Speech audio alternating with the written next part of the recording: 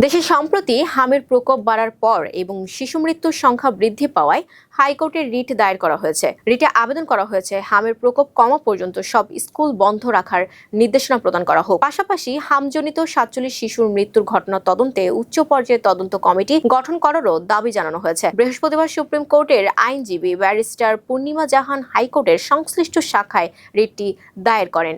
রিটে বলা হয়েছে, দেশের স্বাস্থ্য ব্যবস্থার হাম প্রতিরোধ ও নিয়ন্ত্রণে ব্যর্থতা শিশুদের জীবন ও স্বাস্থ্য রক্ষার অধিকারকে হুমকিতে ফেলেছে। রিটে বিবাদীদের বিরুদ্ধে কারণ দর্শানোর রুল জারির আবেদন করা হয়েছে, যাতে তারা ব্যাখ্যা দিতে পারে হাম প্রতিরোধ ও নিয়ন্ত্রণে তাদের নিষ্ক্রিয়তা কেন অবৈধ ও আইন বিরোধ ঘোষণা করা হবে না। রিটে আরও উল্লেখ করা হয়েছে যে সময় মতো টিকাদান নিশ্চিত করতে ব্যর্থতা, টিকার প্রাপ্যতা বজায় রাখতে না পারা, স্বাস্থ্যসেবা এবং জরুরি সাড়া প্রদানে ঘাটতি এসবই সংবিধানের স্পষ্ট লঙ্ঘন।